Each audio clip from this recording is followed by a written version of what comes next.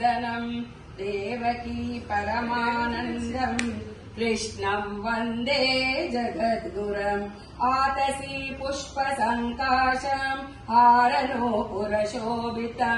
रत्नकङ्कणकेयूरम् कृष्णम् वन्दे जगद्गुरुम् कुटिलालकनकसंयुक्तम् पूर्णचन्द्र निभाननम् विलसत्कुण्डलधरम् देवम् कृष्णम् वन्दे जगद्गुरुम् मन्दारगन्धसंयुक्तम् चारुहासम् चतुर्भुजम् बर्हिपिम् छावचूडाङ्गम् कृष्णम् वन्दे जगद्गुरुम् उत्पुल्ल पद्मपत्राक्षम् नीलजीमूतसन्निभम् यादवानाम् शिरोरत्नम् कृष्णम् वन्दे जगद्गुरुम् रुक्मिणीकेरि संयुक्तम् पीताम्बरसुभूषितम्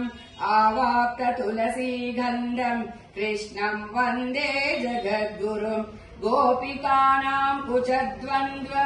कुङ्कुमाङ्कितवक्षसम् श्रीनिकेतम् महेश्वासम् कृष्णम् वन्दे जगद्गुरुम् श्रीवत्साङ्कम् महोरस्यम् वनमाला विराजितम् शङ्खचक्रधरम् देवम् कृष्णम् वन्दे जगद्गुरुम् कृष्णाष्टकमिदम् पुण्यम् प्रातरुत्थाय यः पठेत् कोटिजन्म कृतम् पापम् स्मरणेन विनश्यति।